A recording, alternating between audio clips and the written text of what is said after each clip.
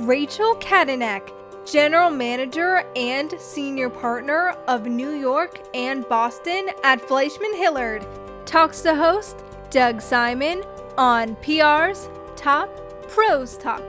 Rachel, we're going to get to the start of your great insights in a moment, but we do like to share some personal things about our guests that people might not be aware of. Now, they may be able to take a guess on where you're from once you start talking, but I know there's something about you that I found to be really cool that a lot of people might not be aware of.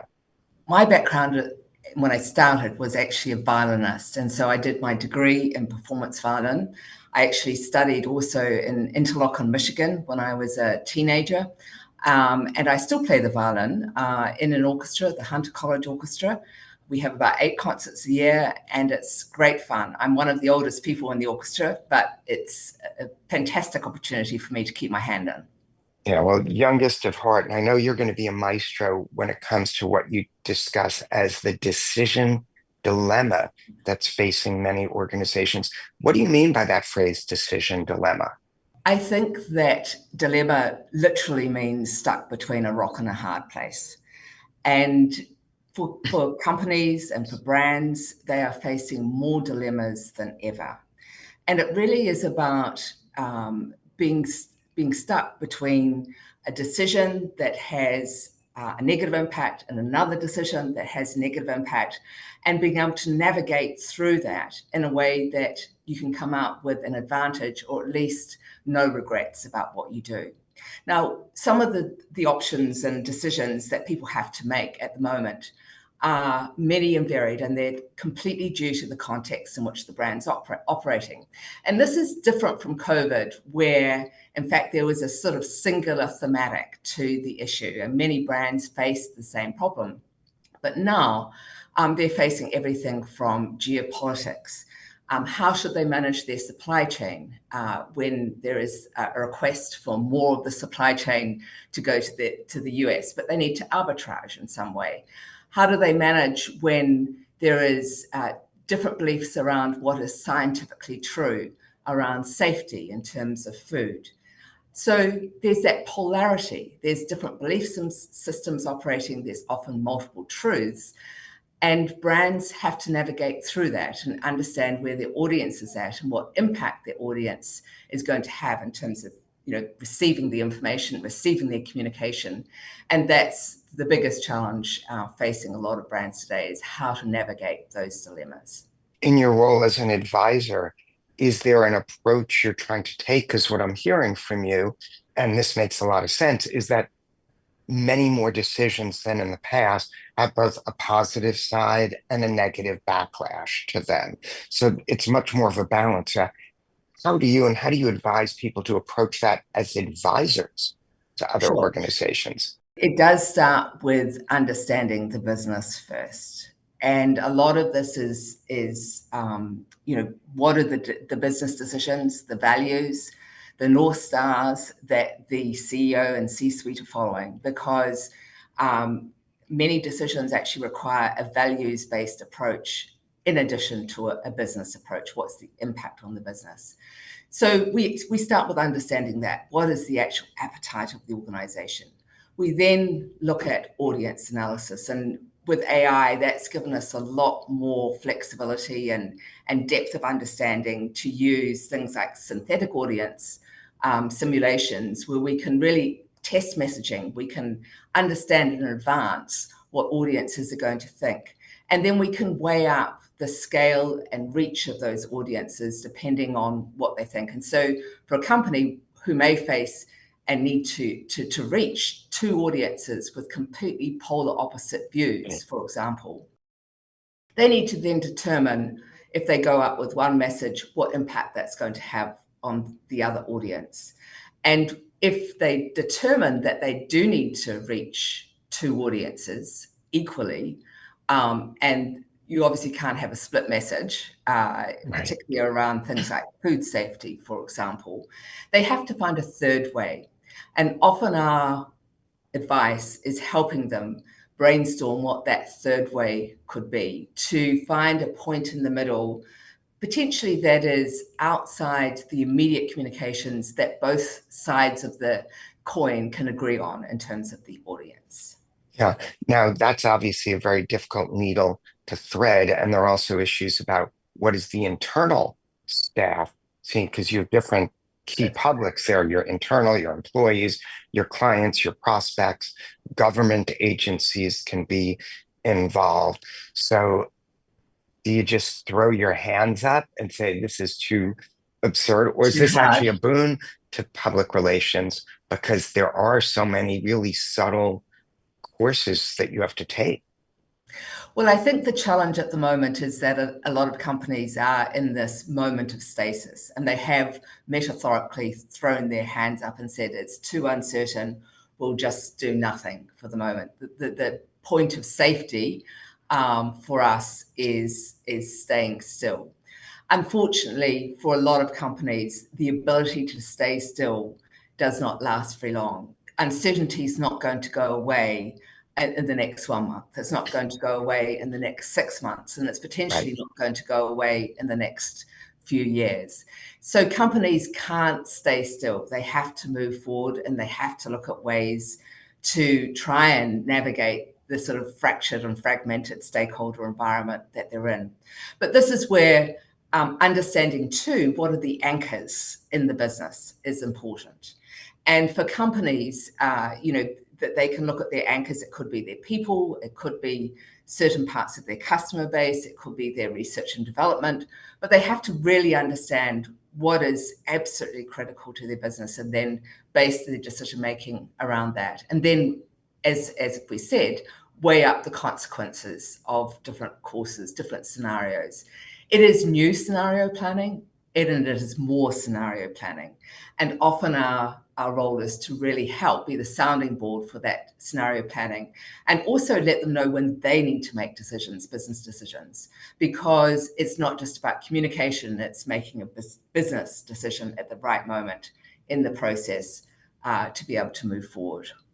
Yeah, and you've done a great job so far of addressing sort of the complications in the business environment.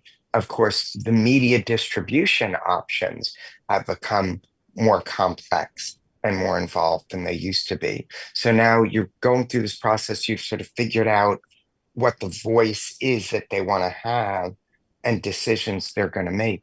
So how do you decide, and is that affected by the uncertainty in the business world, how you message that content and how you share it? That's right. I think that that's the next, if you like, part of the process, is being able to really understand from an audience point of view what their consumption habits are, from a scale, from a reach, from a channel, from a tonality perspective as well. And who they regard as influencers, who is most influential to them.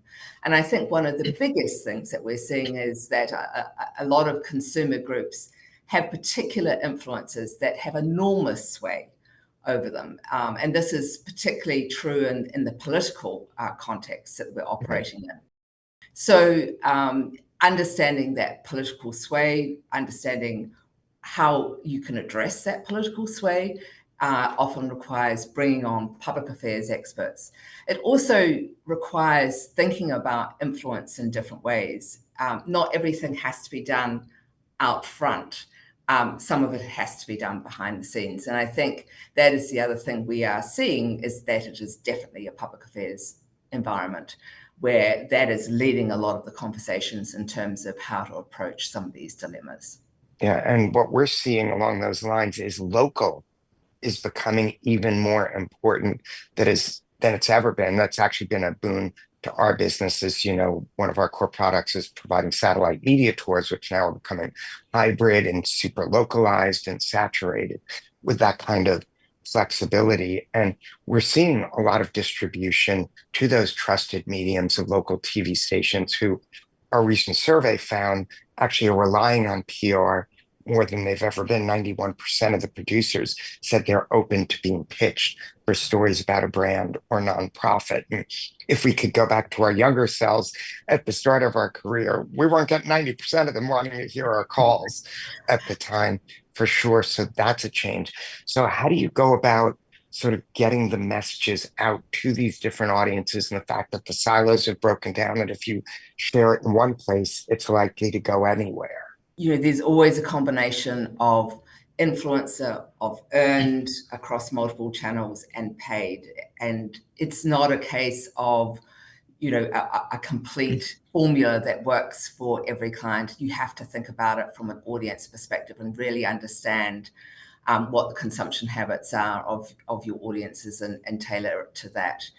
I do think that your comment around local media is really interesting, because in many ways we've seen the death of local over the past few years, and that's been to the detriment of communities and to a large extent. And you look at some of the major issues that have happened, like the big fire that got an apartment block in London and caused huge casualties. That may not have happened if there was a strong local community media outlet highlighting some of these issues at a local level,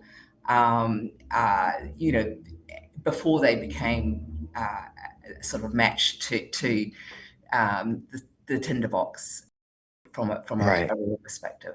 Local really cuts different ways It does. in the US, because I think I know there's a false impression that local TV news is declining here. What's actually happening, according to the National Association of Broadcasters, is the number of local TV news programs in Spanish language have doubled during the last 10 years. In English, they've increased 30 to 40%. What hasn't increased is the staff. And that's to the problem that you point out, that they don't have the bandwidth. But whether you want to look at it as a silver lining from the perspective of PR practitioners, they're more reliant on PR practitioners to fill this additional time with content, because they typically have fewer reporters, fewer producers. And we've seen that decline the last 3 years in our survey, especially among healthcare producers. It went from more than half the stations having them to below 20% of the stations having these dedicated producers. But the content is there. To your point, it might not be the investigative content where that's really taken a hit.